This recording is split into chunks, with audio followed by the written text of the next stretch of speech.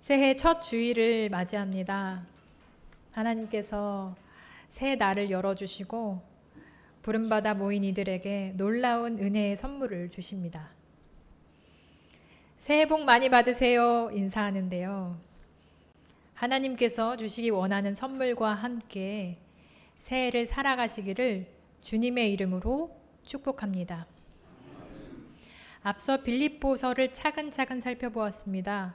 그 말씀을 이어서 이제 이와 같이 주 안에 서라 라는 이름의 선물 보따리를 풀어보고 싶습니다. 이와 같이로 시작합니다.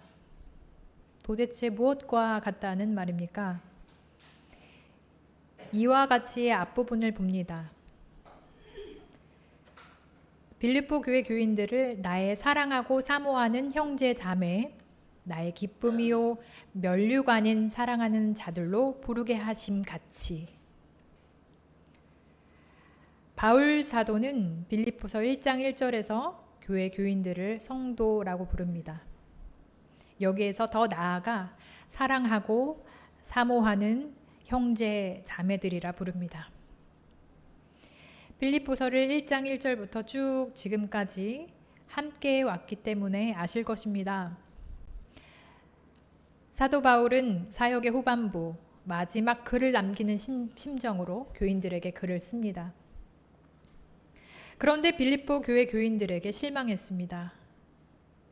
갇힌 바울이 괴로움을 더하게 하려고 보란듯이 전도했고 새로운 프로그램을 하고 또 주의 일을 한다고 하면서 서로 파가 갈리어 나뉘어 다투고 있습니다.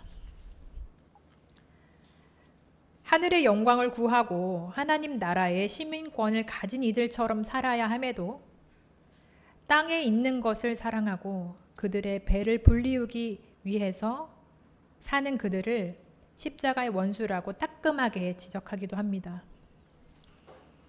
이런 모습을 보면 여러모로 참 사랑하기 어렵습니다. 때때로 형제 자매라고 부르기 부끄럽습니다. 그런데 그럼에도 바울 사도는 나를 주 안에 서게 하신 하나님을 보면서 그리고 주님께서 바울 사도에게 이 공동체는 그리스도의 몸이요 지체의 각 부분이라는 것을 깨우쳐 주셨습니다. 주님 안에서 한 사람 한 사람 그리고 바울 역시도 내 역할이 무엇인지 보이지 않을 때는 정말로 혼란스러웠는데 그것을 보게 하시고 아름다워 보이지 않는 지체가 사실은 더욱 아름다운 것을 입고 참여하며 살아가도록 해주셨습니다. 바울은 교인들이 나의 기쁨이라고 고백합니다. 처음에는 좀 억지 같았습니다. 그런데 바울은 그들의 면면을 자랑스러워해서가 아닙니다.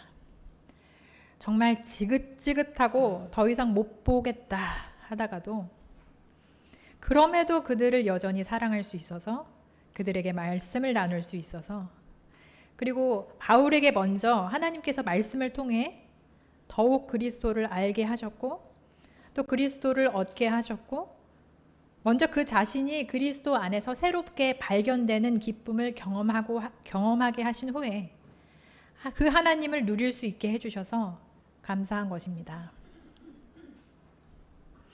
빌립보 교인들이 바울에게 면류가 아닌 형제 자매입니다. 다른 교회이긴 하지만 교회 분쟁이 비슷비슷하니까요. 고린도 교회는 이렇게 싸웠습니다. 나는 아볼로파야. 나는 바울파. 나는 게바파. 아니 그리스도파야. 라고 하면서 조각조각 나누어져서 서로 다툽니다. 바울 사도는 나는 심었고 아볼로는 물을 주었으며 이 모든 것을 자라게 하시는 이는 그리스도시다. 바울은 빌립보 교회 성도들을 보면서 자신의 면류관이라고 칭합니다. 공동 운명인 것입니다. 하나님 나라를 이루는 그 도상에서 그들이 지쳐서 멈추지 않도록 하기 위해서 함께 뛰는 코치, 선생님, 동반자로도 보입니다. 그 기쁨을 함께 누리기 때문입니다. 어느 교우분께서 그런 말씀을 하십니다. 평생을 함께 신앙 공동체에 머물렀는데 어느샌가 서로 사이에 생겨버린 그 깊은 골과 갈등, 그것이 더 이상 나아지지 않는 것 같은 관계, 변하지 않는 건가? 그런 모습을 보면 이것은 무엇이란 말인가? 마음을 닫게 된다는 말을 듣습니다. 지혜와 분별로 눈은 밝아지니 서로의 낱낱이 새로운 그 민낯이 보이고 더 못 견뎌지는 것입니다. 이렇게 우리가 어떤 이의 변화에 초점을 두게 되면 넘어지게 됩니다. 고개를 돌려서 그리스도를 바라보고 그리스도를 깊이 바라봄으로써 내가 누구인지를 확인해야 합니다. 나는 그리스도의 종, 나는 하나님의 사람임을 기억하는 것입니다. 그리고 변화는 하나님께서 하실 일입니다. 내가 그 사람이 왜 변하는지 안 변하는지, 도대체 왜 그 평행선을 걷고 있는지에 주목하는 것이 아니라 내가 관심한 일은 하나님께 충성하는 것입니다. 내게 맡겨준 그 직분, 또 내게 복음을 전하도록 하신 그 일에 충성하는 것입니다. 주님께서는 십자가에서 놀라운 말씀을 하셨습니다. 다 이루었다. 십자가에서 비참하게 허무하게 인생을 미완성 상태에서 뚝 끊기듯이 그리 죽으셨는데 무엇을 다 이루셨다는 것입니까? 하나님 아버지께서 맡기신 일을 이루셨다는 것입니다. 가시관에 찔리고 손과 발에 못 박히고 맞고 고통당하시면서도 아버지여 저희 죄를 용서하여 주십시오 기도하실 수 있었습니다. 예수님을 영접하고 예수님을 믿는 것, 그것은 하나님께서 그리스도 예수 안에서 예비하신 그 미래를 나에게 받아들이고 그 미래를 바라보며 살아가는 것입니다. 주님께서 다 이루셨습니다. 내가 홀로 이루어서 애써서 행할 것 없습니다. 다만 그 미래를 내 안에 계신 그리스도의 믿음으로 나의 몫으로 받아들이는 것, 그것이 우리의 할 일입니다. 그 미래를 바라보며 기뻐하며 살아갑니다. 그것이 내 일입니다. 요한이 예수님과 제자들의 관계를 포도나무 비유를 통해 보여줍니다. 나는 포도나무요, 너희는 가지라. 그가 내 안에, 내가 그 안에 거하면 많은 사람들이 열매를 맺게 된다. 그러나 나를 떠나서는 너희가 아무것도 할 수 없다. 내 안에 거하라. 나도 너희 안에 거하리라. 가지가 포도나무에 붙어 있지 않으면 스스로 열매를 맺을 수 없음같이 너희도 내 안에 거하지 않으면 그러하리라. 아브라함이 그 증인입니다. 하나님께서 갈대아 우르에서 잘 살고 있던 아브라함을 부르셨습니다. 내 고향, 친척, 본토 아비집을 떠나서 내가 너에게 지시할 땅으로 가라. 아브라함은 떠났습니다.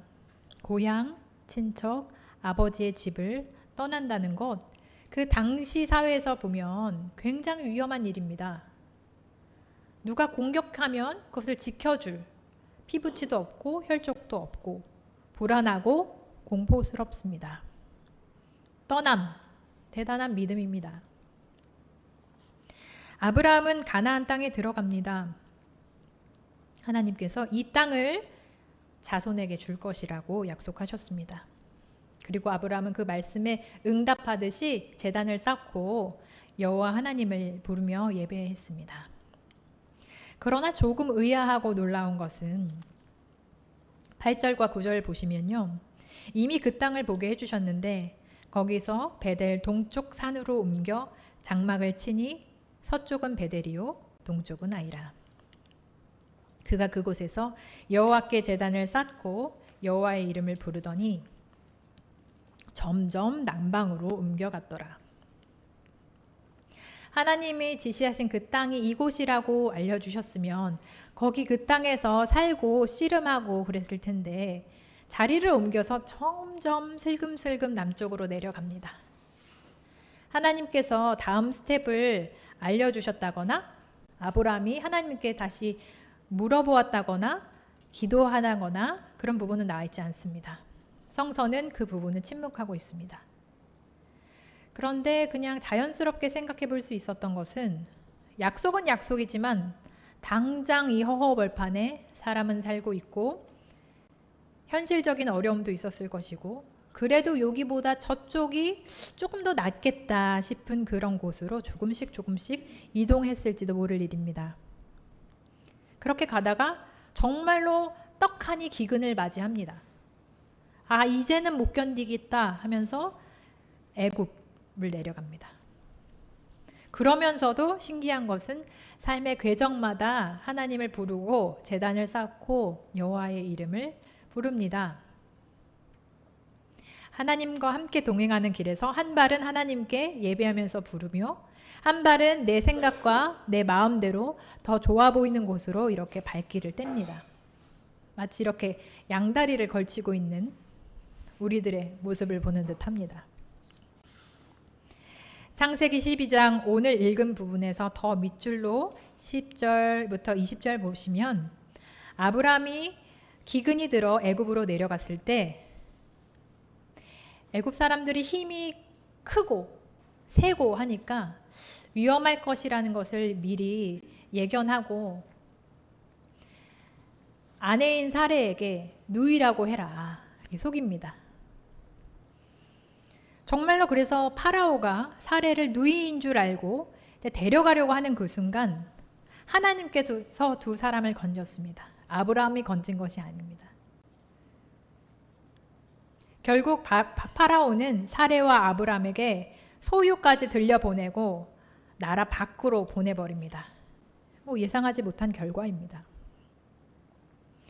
아마 그러고 나서 룻과 아브라함이 살림을 따로 이렇게 분리하려고 했을 때 아브라함이 처음 하나님께 제단을 쌓고 하나님을 부른 그 자리에서 좀 더 겸허하게 그 땅을 하나님께서 다 밟아보라 했을 때 그것을 받아들인 것은 그 앞서 하나님의 개입과 살피심, 보호하심을 경험해서가 아닐까요? 아브라함은 처음에 제단 쌓던 그곳에서 다시 서서 하나님께서는 다시 걷게 하십니다. 이제 이 땅을 한번 직접 이곳 저곳 두루 다녀보라고 하십니다. 용기를 주시는 것입니다. 아브라함에겐 이렇게 12장, 15장, 17장 점층적으로 확실한 약속을 해주십니다. 15장에서는 조카 롯을 구출하기 위해서 전쟁을 마친 직후입니다. 이기긴 했지만 두려움에 쌓여 있는 아브라함에게 하나님은 다시 약속하십니다. 그리고 그 징표로 당시 사회들이 이것을 민족과 민족, 구역과 구역 약속할 때 그렇게 작은 짐승을 여기 놓고 쪼개서 그 사이를 지나가게 했습니다. 이거 안 지키면 이렇게 되는 거야. 하나는 붙여놓고요. 그런데 그때 아브라함의 상태는 해가 지고 어두워져서 깊은 잠에 들었을 때입니다. 그렇게 아브라함이 잘 모르고 있을 때, 잠들었을 때 하나님께서는 그 스스로 이렇게 지나다니면서 약속을 하시는 거예요. 관계를 지속하겠다는 의지와 마음은 하나님 편에서 훨씬 더 강합니다. 하나님께서 주도하십니다. 또 하나의 위기입니다. 아브라함과 사레 부부가 주님께서 약속하시긴 했지만 아이가 낳지 못하니 짜내고 짜낸 최선의 방법이 이스마엘이었습니다. 그로 인해 또 갈등이 일어납니다. 창세기 17장은 아브람을 아브라함으로 사레를 사라로 바꿔주시면서 영원한 언약을 세워주십니다. 이렇게 성서에 나온 한 사람 그 가족의 역사를 보면 아브라함의 그 떠날 때 그 믿음은 정말 대단한 것이 맞습니다.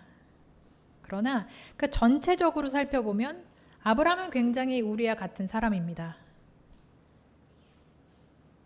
야곱, 다윗, 솔로몬 역시도 우리와 별반 다르지 않고 그 사람들을 하나님께서 붙드시고 포기하지 않으셨기 때문에 하나님 드라마 속에서 역사에 가시고 그 사람을 이끌어 간 것입니다. 네, 바라봐야 할 대상은 아브라함이 아니라, 그리고 아브라함이 밟았던 그 물리적인 땅도 아니라 아브라함을 붙들고 끝까지 데려가시는 하나님입니다. 약해서 주저하고 겁나서 비겁하게 아내를 속이고 넘어지면 일으켜 또 그것을 수습을 해주시고 그러면서도 결코 버리지 않습니다. 아브라함은 포도나무에 붙어 있다, 떨어져 있다, 붙어 있다가 떨어져 있다 한다면 오히려 하나님께서 아브라함을 딱 붙들고 계십니다. 떨어지지 않도록 말입니다. 우리 안에 계시는 예수님께서, 성령님께서 우리를 붙들고 우리를 믿어주고 계십니다. 그 시선과 마음에 포개어 하나님을 바라봅니다. 사실 사도 바울도 그렇습니다. 베드로도 그렇고요.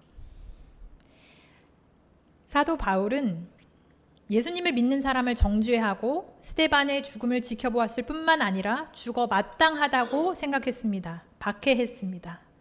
그들을 향해 혐오가 가득가득했습니다.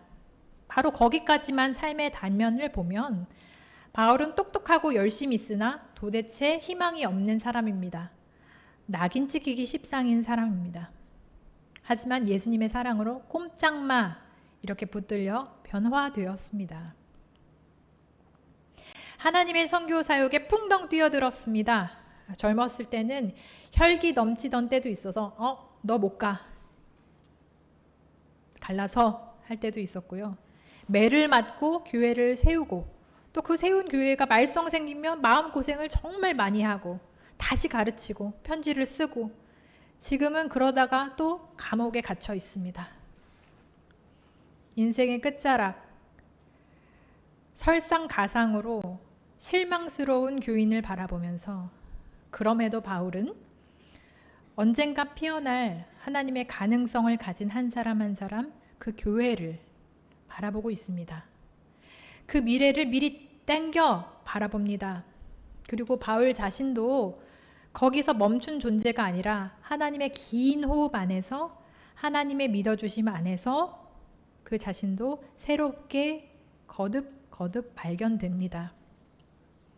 그러니 갈짓자로 가더라도 하나님 손에 붙어 있고 그 품 안에 있고 세상에서 줄 수 없는 생명과 기쁨이 솟아오릅니다.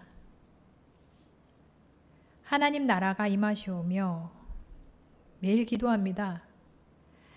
주 안에 서는 것, 하나님의 나라, 하나님의 왕국이란 단어 때문에 우리는 어떤 특정한 장소인가? 라고 생각할 때가 있습니다. 이 세계 아니면 다른 세계인가? 죽어서 가는 곳인가? 아닙니다. 그렇게 좁은 의미가 아닙니다. 그리고 이 세상을 무시하지도 않습니다. 하나님의 다스림, 하나님의 주권을 인정하며 내가 주 안에 뿌리 박고 서 있는 든든한 그 자리, 그것이 주 안에 서는 것입니다. 그것이 진정한 복입니다. 요한은 주 안에서 그것을 보았기에 당시의 황제에게 조금이라도 방해되는 사람들은 섬에 채석장에 보내서 그것을 밤낮으로 캐서 노동하게끔 그렇게 가둬놨습니다. 그런 고된 나날을 살았지만 요한은 외칠 수 있었습니다. 모든 곳에서 해됨도 없고 상함도 없는 땅, 물이 바다 덮음같이 여호와를 아는 지식이 충만해지는 그 땅이 온다. 그 나라가 온다. 그렇게 주 안에 서는 이들이 주님의 나라를, 이렇게 임하는 나라를 살아갈 때 그것이 주 안에 서 있는 것입니다. 하늘과 땅이 만나는 그 자리, 그 땅에 주님이 오셨습니다. 주 안에서 살게 해주셨습니다. 어려운 현실 속에서도 주 안에 서심으로 기쁨을 누리는 한 해 보내시기를 원합니다. 요한계시록 21장 1절과 7절을 봉독하겠습니다. 또 내가 새 하늘과 새 땅을 보니 처음 하늘과 처음 땅은 없어졌고 바다도 다시 있지 않더라. 이기는 자는 이것들을 상속으로 받으리라. 나는 그의 하나님이 되고 그는 내 자녀가 되리라. 아멘. 기도하겠습니다.